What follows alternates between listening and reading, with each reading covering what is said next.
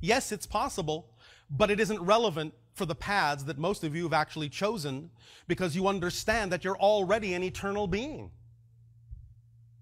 Who cares whether you're physical or not? Many experiences that you will actually want to have can't be had in your physical reality. So at that time, you may change your mind anyway. So why not just live in the moment? Because really the best way to increase your longevity anyway is to live in the moment, which is timeless. Thus, there is no more time affecting you. When you live in the present, you experience less time. So you just remain in that moment. But you can remain in that moment in a number of ways, in a number of styles, in a number of experiences, in a number of expressions.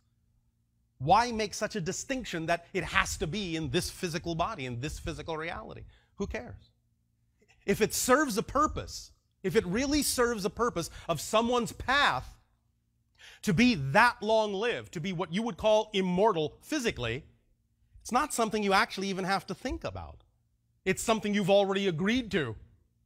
And therefore, why not just get on about the business of living your life with as much joy as you possibly can, simply knowing that if you are not going to die, you simply won't die. Why make that a special issue?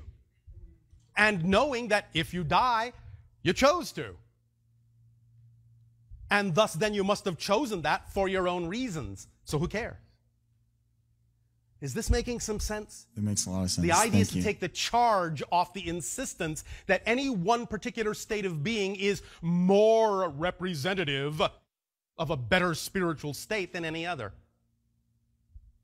Then you can simply get on about the business of living to the fullest and allow the path to simply unfold in the best way that it serves the you chose to be. All right?